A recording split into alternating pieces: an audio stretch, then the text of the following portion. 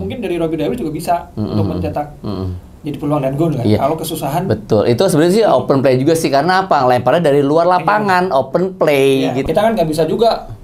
Coach Jansen lu nggak mainin ini Kadek Arel, ini kan aset bangsa. Ya kan dia juga dituntut hasil kan. Baru gue mau bilang kan ada request seperti itu. Kita nggak tahu apakah dia memang belum tampil performnya dengan maksimal atau seperti apa gitu kan. Tapi kalau dilihat dari kemampuannya kan sebenarnya dia bisa harusnya. Karena apa? Buktinya di senior dipakai.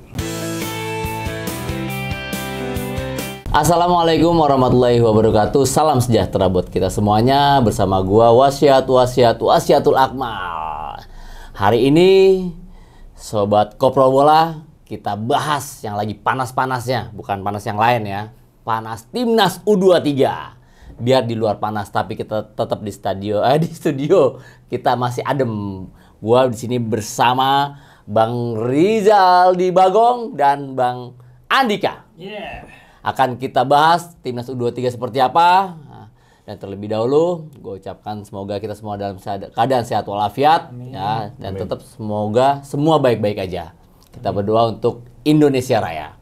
Oke, menurut gue Timnas U23 sekarang udah dipanggil nih pemainnya nih, ya kan? Latihan juga ya. Ya, pasti. Oh iya, gue belum menyapa dulu nih kepada sahabat-sahabat gue, Bang Rizal. Sehat ya Bang Rizal ya? Alhamdulillah. Ya kan, Bang Rizal selalu sehat dan selalu bugar dari dulu sampai sekarang. Indonesia kuat, selalu always Indonesia kuat. Ya, gue jadi merinding tuh Bang lu gitu. Bang Dika, mantap Bang Dika ya. Sehat ya. Kok kita kayaknya baju-baju kita warnanya kayaknya warna kelabu semua nih. Iya, warna kelabu semua nih. Pakai hitam bahaya. Pakai hitam bahaya. Provokator. Kan ditarik lagi dari studio kita. Itu dia banyak orang. Jadi nggak hitam pakai abu-abu aja. Tapi Bang, lu ganteng tuh pakai hitam Bang. Asli Bang, beneran lu. Tahu maksud lu. Kalau abang gue yang satu ini kalau pakai hitam tuh wah ganteng aja cuy. Ganteng maksimal ya. Maksimal banget dah pokoknya. Oke. Timnas U23 udah banyak manggil pemain nih. Yang pasti kalau menurut gue semoga pemain ini ya jauh lebih baik dari yang sebelumnya. Dan sebagai seorang pelatih pastikan ingin bagaimana game plan-nya ini, stay of play-nya ini berjalan dengan baik ya, tidak yang seperti lalu. Mungkin banyak evaluasi, banyak koreksi, banyak input, masukan mungkin dari staf pelatih. Bagi gua ini sangat penting buat kedepannya.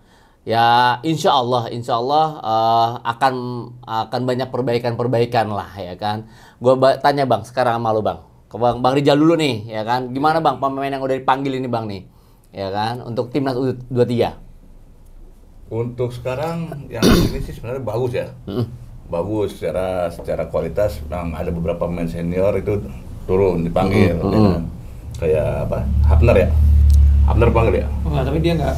Yang dipanggil dari senior cuma Rafael Strike doang. Strike doang berbesok ya. Ya tadi dia dipanggil bagus, tapi ya itu nanti kita lihat apakah dia bisa ngangkat tim lagi ya. Ya. Karena pengalaman kita yang kemarin AFF 23 udah bagus, skema pemain bagus, tapi itu golnya nggak ada. Nah itu dong, gue seneng itu dia. Baru gue mau wajar, jangan bagus-bagus aja. Apakah ada yang di samping itu kayak kan ada kebalikannya lah maksud gue. Tapi golnya nggak ada, kata Bang Rizaldi nih, ya kan? Dik, gimana Dik? Kalau Bang Rizaldi pendapat seperti itu Dik? Kalau lihat skuad sekarang kan dia cuma ngelanjutin dari AFF.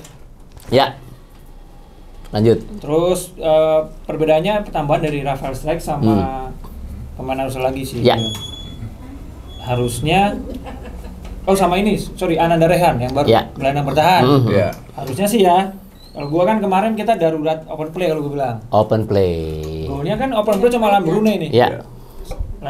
Open play lawan Brunei karena lawan Filipina lewat throw-in, waktunya Robby Darwish, terus lawan Malaysia gol lewat corner, lawan Thailand nggak gol, nggak golin. Nggak pakai gula Bini? Enggak. Oke, makasih Bini. Yang gue yang pakai. Ya. Lawan Malaysia nggak golin. Lawan Malaysia nggak golin ya kan? Lawan Thailand corner kick. Open play-nya lawan Brunei doang. Ya kan? Masukin dong gelandang kreatif lagi gitu. Cuma gue nggak tahu apakah memang keterbatasan di liga sekarang atau gimana. Akhirnya ya udah nggak ada. ya udah yang dipanggil sekarang tuh meneruskan di AFF kan, cuma dia memperkuat di belakang dengan pemain Dion Max. Itu aja sih, cuma masalahnya benar kita tuh darurat open play harus dicari cara supaya bisa golin. Ya oke, fokusnya Bang. Mungkin ada di striker apa di gelandang nih Bang Rizal?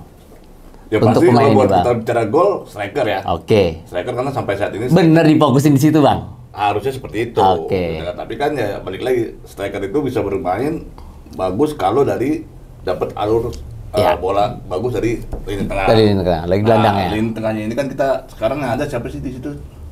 Si Alkan Fikri. Raihan Hanan. Tapi kan kemarin Alkan Fikri keluar udah hilang. Hilang lagi kan, akhirnya kan skema mainnya kan. Itu kan yang jangan sampai jangan sampai terjadi lagi lah. Ya kan. Terus Dik, lu ada tambahan Dik?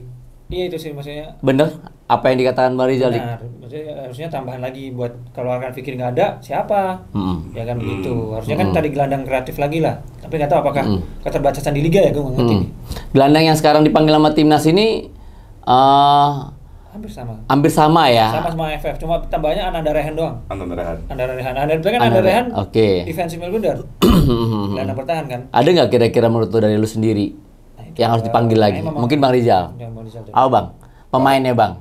Menurut lu sendiri ada sekarang. Oke, ada rekomendasi lagi nggak di situ? Kalau yang udah kita lihat dari kompetisi ya, kompetisi yang udah main sekarang nggak ada. Ada memang kan kebanyakan klub Liga 1 itu untuk gelandang ofensifnya, gelandang serang kebanyakan asing. Banyak asing. Ya kan? Sepakat. Jadi untuk kesempatan apalagi pemain-pemain muda itu ada. Kita ada satu Marcelino, cuman kan masih di luar. Iya, Marcelino masih di luar, betul. Ya kan? Makanya kenapa ya mungkin ya pelatih ngambil gelandang bertahan banyak itu ya mungkin sebagai alternatif, ya kan, untuk bermain di posisi 6 dan 8, gitu kan. Betul. Di situ ada Tony Firmansyah, ada ya kan, ada Tony Robi Darwis. Oke, berkaca nih dari penampilan di Dewa United nih, selanjutnya nih ya, musim ini, apakah Rafael Strijk pantas mendapat tempat di skuad timnas U23, Dik? Ya kan? Untuk persaingan lagi nih, ya. Kalau based on performance ya, enggak sih. Lu jujur banget ya, lu fair banget ya. Sekarang dia digadang-gadang katanya, wah ngapain pindah Liga 1? Mana inti enggak? Iya. Dia cuma main starter 2 kali, tapi 40 menit diganti. Oke. Artinya dia seperti menggugurkan kewajiban U23 dong, sama kayak pemain lain dong. Kalau lu emang lu pantas layak 90 menit dong. Iya, betul. Iya kan? Iya. Ini 2 kali, satu nggak masuk. Satu nggak main, satu masuk dari bangku cadangan ganti. Dari 4 match yang udah jalan Liga 1 ini di Dewa. Di Dewa ya. Iya, berarti kan menurut lo nih, maaf nih bukan gua potong nih kan, mungkin kan apakah itu strategi dari pelatih tersebut di Dewa United untuk menggantikan Rafael Strijk nih kan kita nggak tahu nih. Apakah dari performanya? Waktu pertama kali Rafael Strijk di debut itu kan seperti kritis, tapi kan John Olde membela dengan ini anak punya potensi dan pekerja keras kok saat latihan. Harusnya kalau pelatih, ya gue nggak tahu ya. Pelatih udah ngomong kayak gitu, dia harusnya yakin dong. Mainkan terus dong. Iya. Kasih kesempatan terus dong. Kan dia udah ngomong gitu. Saya yakin potensinya. Tapi kenapa enggak? Ya gue nggak tahu apakah kebutuhan strategi atau emang sebenarnya cuma buat gugurin U23 itu. U23 aja ya. Buat gugurin biar kelihatan aja rekomendasi aja ya. Dan ternyata ya udah mungkin belum tune in kah atau belum padu sama tim lah gitu. Dan dengan minute play yang rendah ini ya dibandingin sama misalkan yang di sekarang kan masih ada Raihan Hanan pun masih mending banyak Raihan Hanan gitu yang dibuat penyerangan gitu. Buat lebih daya untuk nyerang lagi ya, gitu, ofensif lagi ya. Jam bermainnya juga lebih banyak ya. Nah, itu maksudnya kan jadi perdebatan juga. Iya. Kan kemarin udah tune in kan iya. Gitu. Di depan ada Raihan Hanan sama yang dari Bali tuh Rahmat Arjuna. Arjuna lagi ya. Oke. Bang, halo Bang. Sama sih Bang nih, nggak jauh beda ya kan. Apakah Rafael Strijk kalau bilang, mainnya gitu-gitu aja kok Mal. Ya kan? Gimana Bang? Sebenarnya kalau dilihat Strijk sih, dia punya ciri khas striker ya. Striker yang dia bisa bergerak, dia bisa sebagai goal getter gitu kan. Ya kalau kita samain kayak bener-bener kayak Inzaghi lah, liar ya. Cuma kita nggak tahu apakah dia memang belum tampil performnya dengan maksimal atau seperti apa gitu kan. Tapi kalau dilihat dari kemampuannya kan sebenarnya dia bisa harusnya. Kenapa? Buktinya di senior dipakai. Iya. Ya kan. Apalagi dia harus turun, harusnya percaya diri dia tinggi dong. Iya. Dibanding pemain yang lain dia, wah gue dari pemain senior bantu nih gitu kan. Iya. Harusnya itu. Bisa ngebantu di situ juga Bang, iya kan. Dan ada nggak sih mungkin dari seorang Rafael Struyck ini kendala-kendala Bang? Maksudnya, menurut lo nih mungkin ya chemistry-nya belum dapet kah sama temen-temennya, ya kan banyak faktor lain nih Bang nih, ya faktor pendukung ya Bang ya kan. Sekiranya Bang, mau dijawab Bang. Kalau ada nggak kendala-kendala yang lain Bang? Kalau faktor kendala ya, sih sebenarnya harusnya udah nggak ada ya. Iya. Karena kan dibilang Struyck udah hampir setahun lebih main timnas Indonesia kan. Artinya dia udah tahu lah personal pemain-pemain di timnas siapa gitu kan. Apalagi mereka pasti kan udah main di liga, tahu dengan karakter Rahmat Arjuna tadi, dengan Rahim Anan, Akron Fikri gitu kan. Artinya mereka harusnya sudah, walaupun mereka jarang gabung, tapi kan mereka sudah tahu, kalau nonton pertandingan dia karakter main seperti ini. Iya. Seharusnya seperti itu gitu. Dia kan balik lagi ke kesempatan dia bermain di klub. Itu kan menentukan dia di lapangan. Ya. Masih banyak gue tanya lagi nih. Gue seneng nanya-nanya ini sebenarnya nih, nanya ini kan. Sedikit aja Bang, gue singkat aja Bang. Dengan dia, sekarang kan dia baru tahun ini ya, main di Liga Indonesia ya. Di Indonesia Super League di Dewa United. Berarti kan dia harus udah tahu nih atmosfer semuanya nih. Ya kan, kesempatan dia Bang. Singkat Bang. Maksudnya, apakah dari timnas U23 ini ya ada berbeda lah, lebih baik lagi lah gitu loh performnya lah. Harusnya seperti itu, tadi gue bilang dia harusnya bisa seperti itu. Kenapa? Dia boleh dikatakan pemain senior. Yes. Di antara pemain 23 lainnya senior. Oke. Dibandingin sama John Revel. Yang lainnya tuh benar-benar 23 kan, dari 20 dan 23. Kalau dia kan enggak, dari senior tapi turun ke 23. Artinya secara jam terbang, secara pengalaman bertanding, dia sudah mumpuni lah. Mumpuni gitu kan. Ya, udah bisa jadi senior lah, punya leader dia. Punya leadership, ya punya kepercayaan tinggi yang matang lah di situ ya, yang matang lah ya. Oke nih, kita kembali lagi nih geser lagi ke posisi beda nih ya kan. Di Piala AFF U23, KD Karel dan Jason Rivers ini menjadi pilar penting. Tapi ini mereka malah kalah saingan melawan pemain-pemain asing di Bali. Di Bali United ya. Musim ini nih, pasti musim ini nih ya kan. Tanggapan lu, Dik? Itu ya, dari buah si Mahkamah regulasi kan. Udah mau gimana? Berarti kan pasti pengennya ya penggunaan pemain asing mahal ikut turunin, dan terutama si KD Karel yang sayang. Iya, betul. Timnas U23. Betul, sepakat. Ya kan? Sepakat. Kegeser karena Coach Jansen lebih ngandalin si Ferrari sama pemain asing dari Belanda juga di sana. Dua asing lah di situ gitu. Jadi si KD Karel nggak dapat tempat. Maksudnya kan sayang gitu. Padahal eranya Coach Teko main terus KD Karel kan, sama Elias Dolah dan kuat dan solid gitu loh. Nah, itu kenapa? Ya kita kan nggak bisa juga, Coach Jansen lu nggak mainin ini KD Karel, ini kan aset bangsa. Ya kan dia juga dituntut hasil kan. Baru gue mau bilang kan ada request seperti itu. Nah, dia juga mungkin hasil kan, baru menang sekali. Ya dia pasti dituntut hasil juga dong. Ya, nah itu jadi kayak buah si Malaka. Kalau Jansen Raven sih, ya depannya Bali udah mewah. Iya, betul. Buat saya ngasih susah sih. Untuk Jansen Raven ya, tapi ya nggak tahu kalau di timnas ya. Makanya, tapi mereka kan udah main bersama sih dari AFF kan, harusnya Champions ini udah dapat sih sebenarnya itu aja, cuma karena menit bermain mereka berkurang, cuma kalau gue sayang KD Karel sih jadi kurang jauh banget. Iya sih emang ya, Bang. Tanggapan lu benar untuk KD Karel Bang, kesempatan ini positif nggak buat dia Bang? Kalau di Bali United ya, di Bali United untuk nanti dia ke timnasnya Bang. Kalau buat kesempatan bermain sebenarnya positif ya. Kalau namanya pemain itu kan bergabung dengan tim besar, otomatis percaya dirinya dia itu bisa meningkat gitu kan. Tapi sekarang balik lagi ke kebutuhan tim. Ya kita nggak bisa memaksakan juga seperti tadi kata Tika kan. Pelatih punya target. Apalagi Bali baru satu kali menang. Ya kan? Satu kali menang. Dari empat pekan baru sekali menang. Artinya pelatih ini pasti punya target harus poin lagi. Pasti ada target. Ya tergantung KD Karel sendiri, ya kan. Dia harus bisa bersaing, dia harus bisa bersaing. Tunjukkan bahwa kualitas gue pemain tim nasional, kan. Pemain muda yang punya potensi bagus, punya bakat bagus, dan memang sengaja diambil Bali untuk ada di posisi itu. Iya, betul. Apalagi dia timnas kapten. Nah, itu sebenarnya nilai dia sendiri. Iya. Sepakat gue juga tadi sama Bang, gue sepakat sama lo. Jadi dengan adanya persaingan dengan pemain asing ini, jadi kan timnas kita, pemain-pemain lokal kita punya kualitas tersendiri. Iya. Ya kan, dia mau bersaing, dia mau ibaratnya meningkatkan kualitas dia di dalam latihan maupun dalam pertandingan gitu loh. Betul. Jadi positif ya.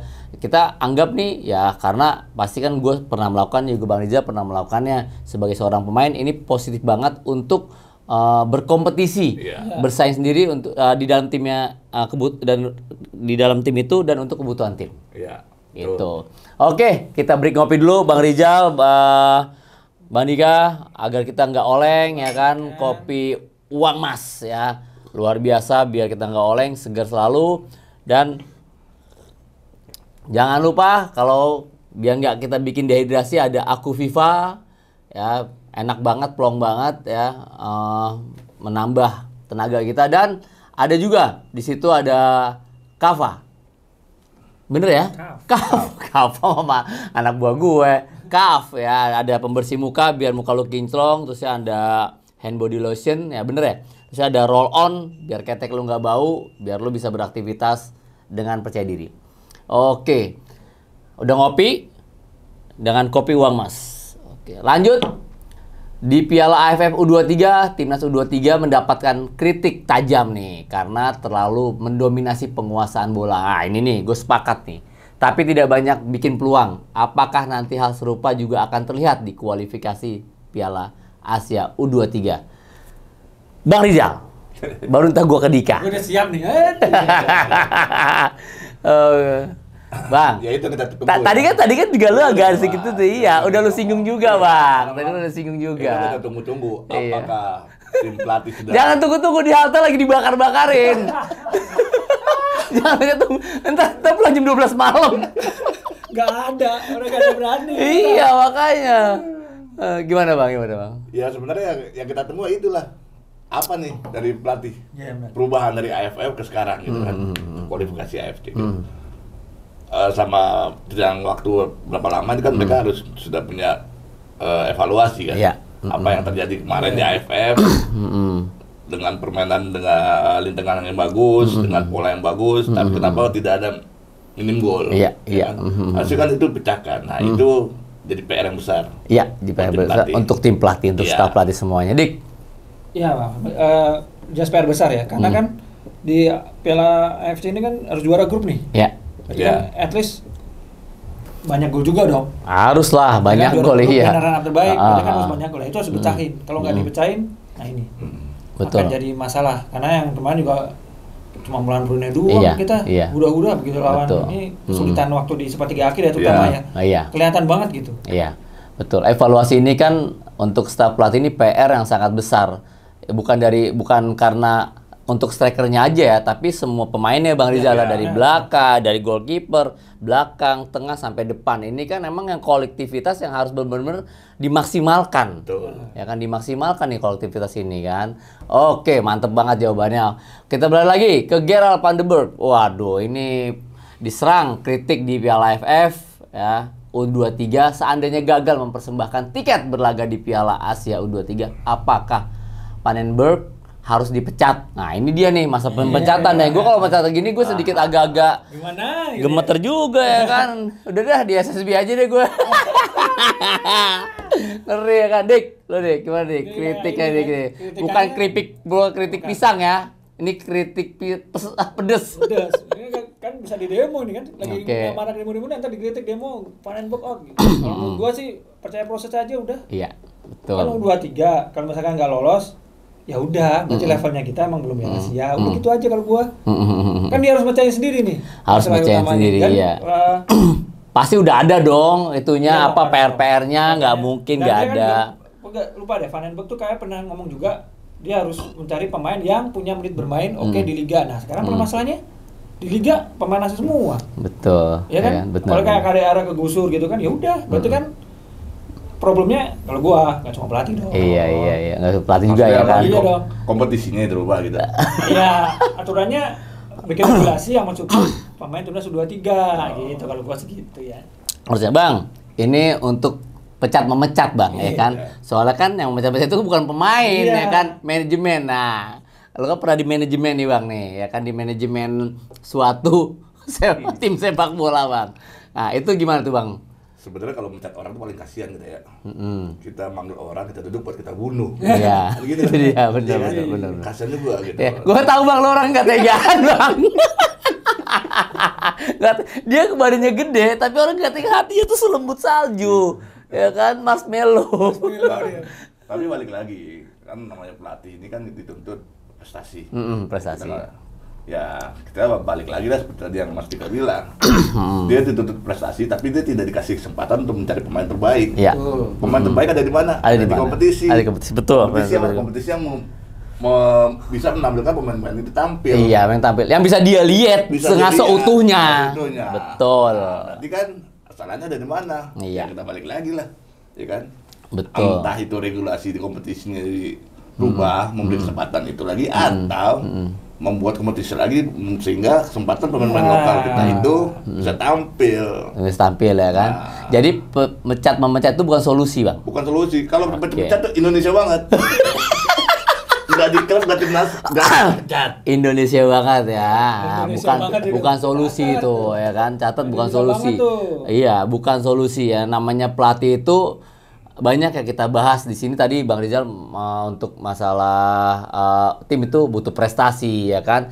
Ke Dika yaitu yang namanya seorang pelatih butuh proses ya kan. Bener sih emang ya kan. Solusi itu bukan pecat memecat ya kan. Kita kembali kepada yang maha kuasa.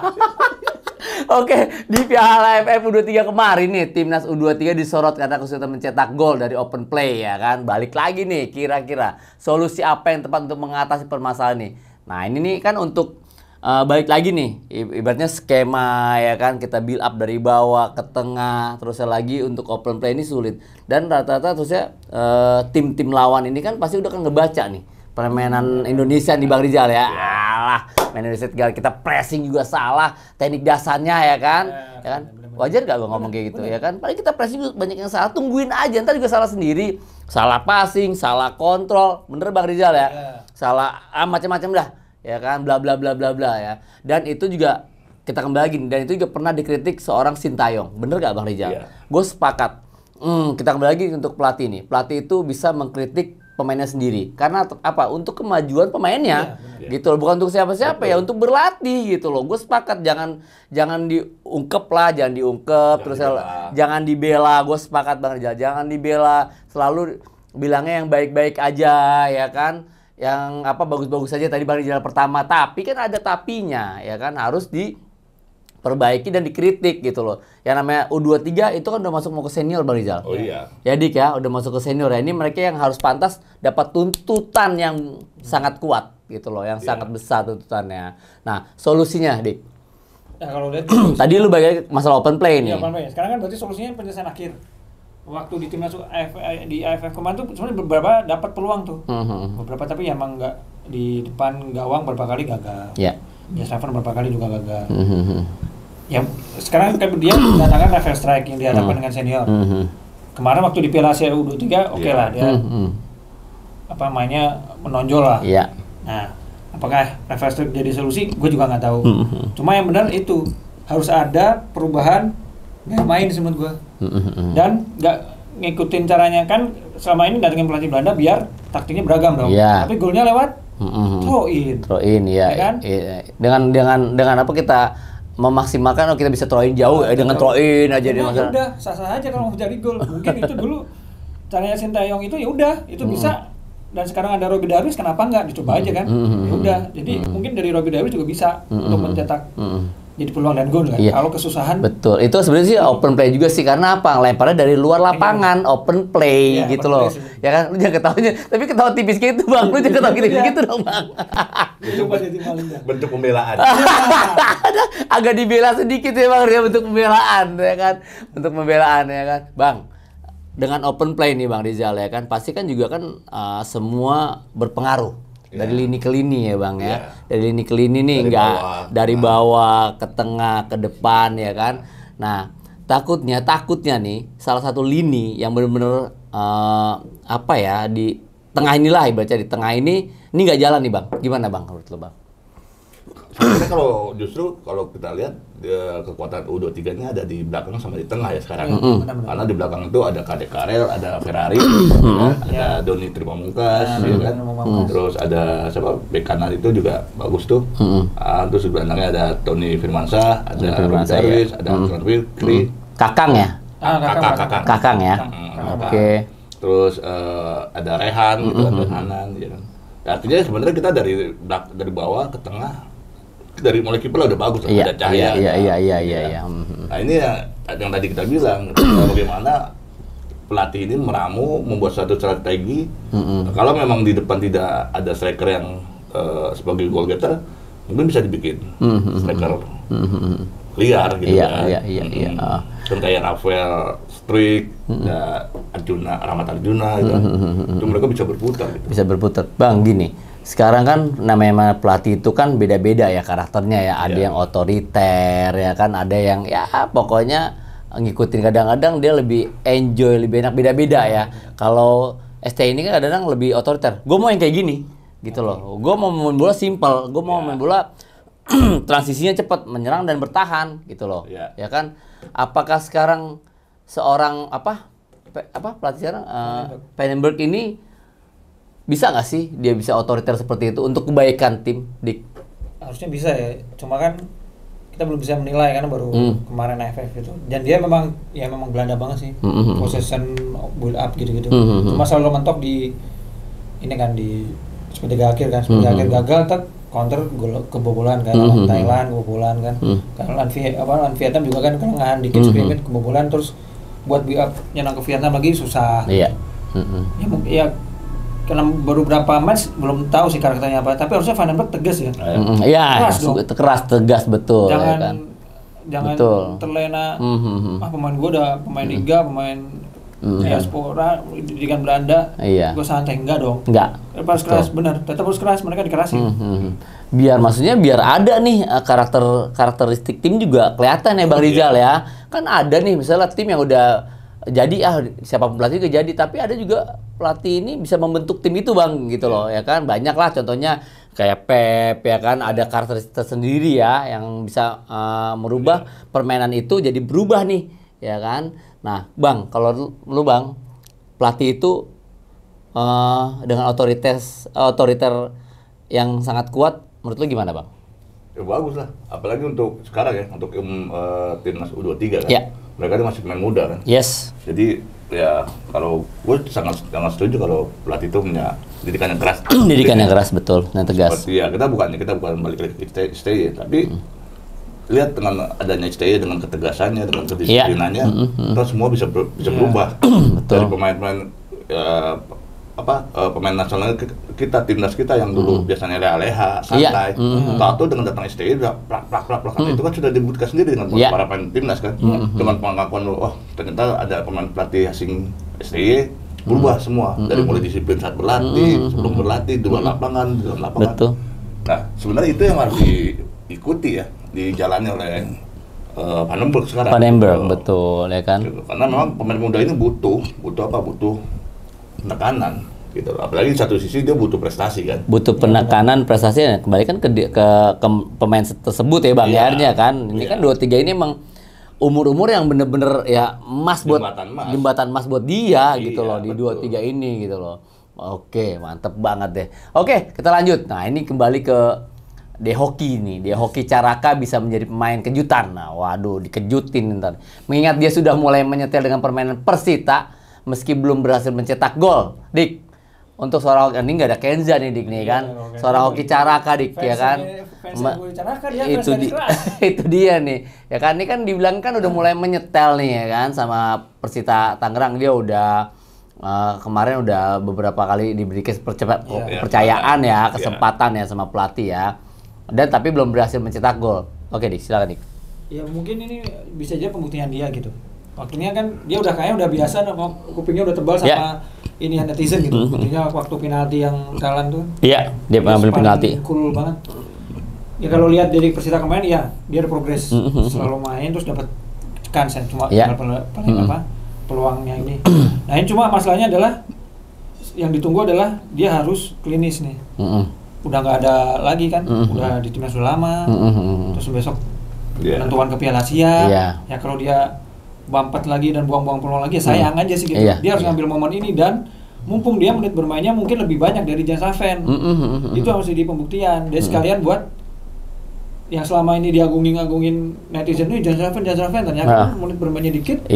Oke, harus ambil, kalau bisa ambil itu semuanya kan jadi panggungnya dia gitu, bisa ya Erling Carakanya keluar lah. Jadi Hoki suruh ngambil Pak U23 ini sebagai panggung dia. Panggung dia. Kualifikasi Piala Asia ini penunjukan diri dia. Pembuktiannya. Kan? Pembuktian di U23 ini ya. Ya emang sih kembali gini Bang Rizal nih. Emang kan yang namanya striker itu kan kita paham lah. Saat dia naik ya dia mencetak gol banyak ya kan, dia timbul, dia tenggelam pun cepat. Kalau dia nggak mencetak gol tenggelam udah ya kan, tenggelam aja jadi main bertahan. Banyak kok kayak gitu. Striker. Gak usah sebutin, pokoknya banyak seperti itu gitu loh kan. Akhirnya kasihan juga ya, tapi anak ini kan masih muda. Ya kan, masih butuh banyak kesempatan, masih butuh banyak proses ya kan. Kembali lagi, apalagi tadi yang lo bilang Dik, di timnas ini dia ini udah lama nih. Dia udah lama nih ya kan. Baik lagi tadi Bang Rizal juga Rafael Strike ya kan juga udah lama juga di timnas 23 gitu loh. Bukan kamarnya bukan kamar baru, kamarnya udah lama dia. Ya kan, ya udah jadi RT lah ibaratnya kan, belum Pak Lur tapi jadi RT ya kan. Oke, nggak ada habisnya kalau kita bicarain striker sih ya. Oke, kembali lagi nih.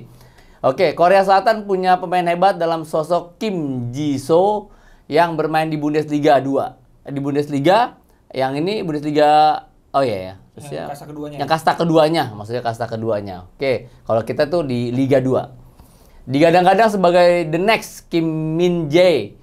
Menurut abang-abang nih, apakah timnas U23 punya kemampuan mumpuni untuk bisa membuat Kim Ji-soo kerepotan? Bang Rizal, kan nih ibaratnya nih udah main di Bundesliga nih Bang, ya kan? Ya kita angkat topi lah untuk Korea Selatan ya kan? Dan menurut lu gimana Bang? Bisa membuat Kim Ji-soo kerepotan gak nih? Gue nggak tahu lah, ngerepotin apa, cuci piring ya kan? Ya itu, ngerepotkan apa gitu. Iya, kerepotan apa nih? Ya kan? Kalau bermain bola sama aja.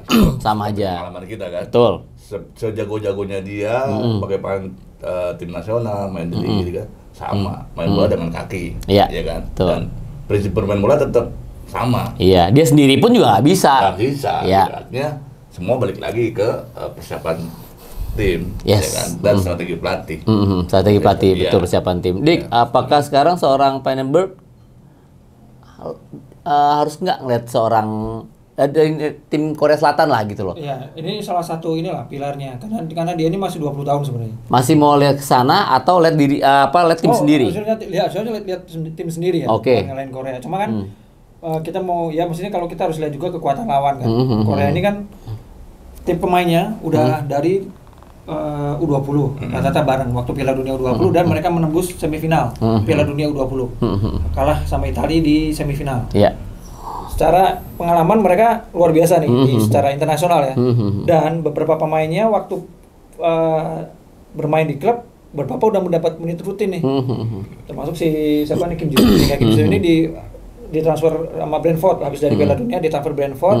Terus dia udah debut jadi debutan Korea Selatan termuda dalam sejarah di Premier League. Terus dapat bermain sekarang di Bundesliga 2. Dan teman-temannya beberapa udah rutin di K-League. K-League ya udah ya. Di K-League bukan di K-League kan. Beberapa ada yang di tengah sama di sayap saya lupa. Nah, harus waspadai juga sih Kim Ji-soo kuat di belakang gitu. Nah, strikernya juga bagus-bagus nih. Iya.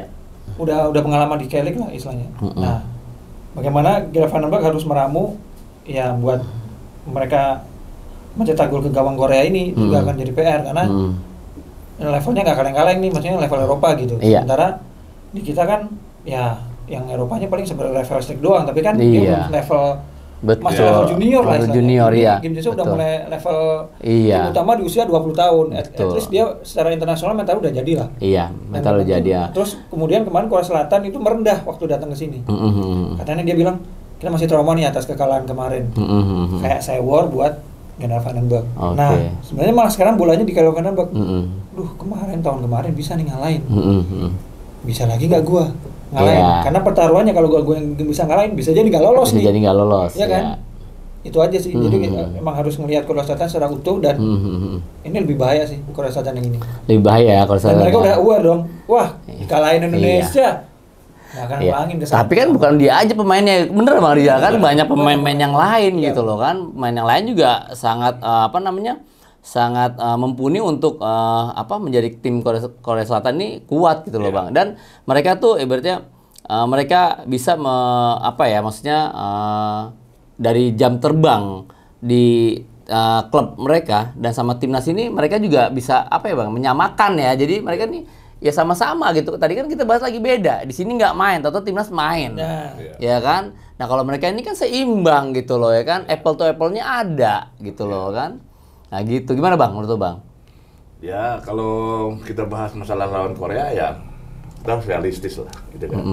Dengan realistis, dengan kualitas pemain, mereka tadi yang Mas Dika bilang, mereka di klub sudah ada jam bermain, sehingga tampil di tim nasional dengan kesiapan penuh, gitu kan, dengan tim nas kita, pemain untuk di lokal aja kompetisi kita jarang menit bermain. Menit gitu bermainnya, kan, betul. Gitu kan. Tapi buat tampil di tim nasional, tapi balik lagi, kita Indonesia sejati kan, jadi tetap harus ada perlawanan. Ada perlawanan. Berharap Lembak bisa membuat suatu strategi yang minimal bisa mempersulit lah, mempersulit kemenangan Korea. Betul, mempersulit kemenangan Korea Bang ya. Karena harus hujan lagi kayak waktu zamannya Fananas.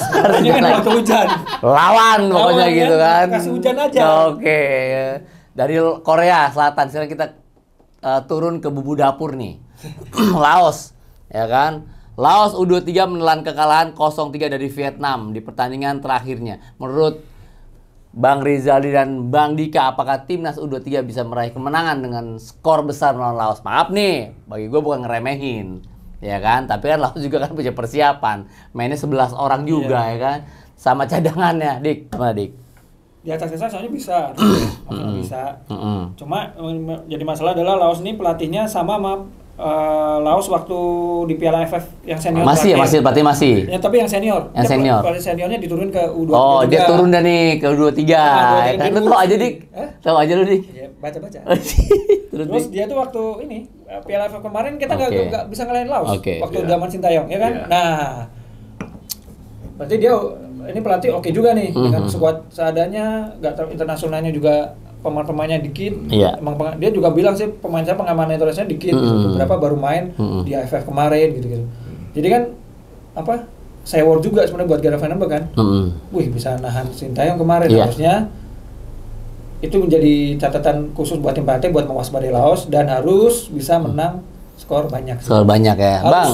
Tapi kan tim masnya tim yang tidak di kuda hitam lah ya. Seperti ini kan pasti kan juga pengen curi poin lah ya kan, menang lawan Indonesia Bang gitu loh. Berarti nothing tulus lah gue lawan Indonesia belum tentu. Biasanya tim-tim yang kayak gini nih bahaya nih Bang. Betul. Ya kan, menjadi batu sandungan juga nih. Ya Bang ya kan.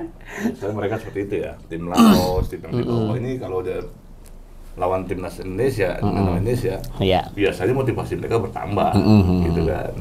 Gitu. Walaupun mereka boleh dikatakan secara tadi yang Mas Dika bilang, kompetisi mereka di lokal lebih jauh tertinggal kita, ya kan. Terus jam terbang mereka bermain juga jauh. Tapi kan balik lagi, sepak bola itu kadang-kadang motivasi itu lebih kuat. Jadi keinginan dia untuk bermain, tampil maksimal, nothing tulus, itu kadang-kadang itu membahayakan buat kita. Itu sih. Gitu Bang ya. Yang penting timnas U23 kita juga nggak remeh Bang intinya lawan mereka ini. Ya kan, nggak nganggap gua akan menang besar nih lawan Laos, belum tentu juga ya kan. Sepak bola cuy, main aja ya kan, main aja betul. Tahu menang kalah kan, main aja. Itu dia. Maksimal. Oke, sekarang kita ke Cina TP Macau ya kan, kita untuk cari Choi Yung Fa di sini. Macau adalah tim yang kerap menjadi lumbung gol di kompetisi internasional, tapi mereka bisa menjadi tim berbahaya jika diremehkan. Bagaimana kira-kira peluang U23 melawan Macau? Gue ngeri dia kalau bawa kartu. Iya kan, itu dia kalau bisa menjudol gimana kan? Macau dijudol ya kan, bisa jadi. Iya juga sih. Dik, gimana Dik lawan Macau Dik nih? Tapi Macau juga persiapan Dik. Iya, di persiapan juga. Iyalah. Emang dia nggak latihan ya kan? Iya, dia kayak Bunyamin bilang, latihan mulu, menangnya kagak. Nah, itu. Dik, gimana Dik? Ya kalau secara ranking kan jauh ya. Monaco di 190-an lah. Jauh lah, terus kompetisi juga gitu. Oke. Cuma harus ya konsisten, dan sekarang juga diuji nih open play-nya, entar Monaco bisa gol banyak nggak? Iya. Atau jangan-jangan kayak Brunei nih bisa menang banyak, tapi nggak jadi soal sih.